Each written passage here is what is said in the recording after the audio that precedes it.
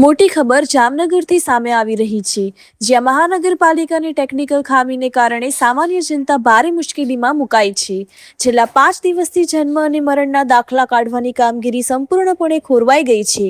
મુખ્ય server down થતાં online અને ઓફલાઈન બંને સેવાઓ બંધ થઈ ગઈ છે. લોકો પોતાના કામ ધંધા છોડીને કોર્પોરેશન કચેરીએ પહોંચી રહ્યા છે, પરંતુ કલાકો સુધી લાઇનમાં ઊભા રહ્યા બાદ માત્ર ટોકન લઈને પરત ફરવું પડી રહ્યું છે.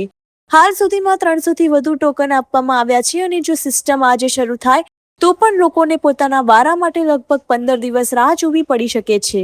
આ સ્થિતિના કારણે શાળા કોલેજ એડમિશન, પાસપોર્ટ, બેન્કિંગ અને અન્ય કાનૂની કામગીરી અટવાઈ ગઈ છે. લોકો હવે તંત્ર પાસે તાત્કાલિક ઉકેલની માંગ કરી રહ્યા છે. Bureau report, Jamnagar. જામનગર મહાનગરપાલિકા જનમ શાખા ઇન્ચાર્જ સબ રજિસ્ટ્રાર હસમુખભાઈ કુરબિયા. હાલના તબક્કે CRSની કામગીરી ચાલુ હોય અને સર્વરનો પણ પ્રોબ્લેમ હોય, આઈડી બાબતની પણ ઉપરથી કામગીરી ચાલુ હોવાથી અમે અરજદારોને સર્વર ડાઉનને લીધે અને કામગીરીને અનુસંધાને 15 દિવસની કે 20 દિવસના ટોકન આપીએ છીએ. બરાબર. CRSની અંદર, નવા CRSની અંદર માતા પિતાના આધાર કાર્ડ, નામ, સરનામું, બાળકનું નામ, માતા પિતાનું નામ, જે સર્વરનું નોંધ કરવાનું હોવાથી કોઈ પણ પ્રોબ્લેમ આવે અને અરજદારોને ખાસ નમ્ર વિનંતી કે સાથ સહકાર આપવા નમ્ર વિનંતી. રોજના કેટલા 50 આપીએ ને 60-70 આપીએ ને ભગત?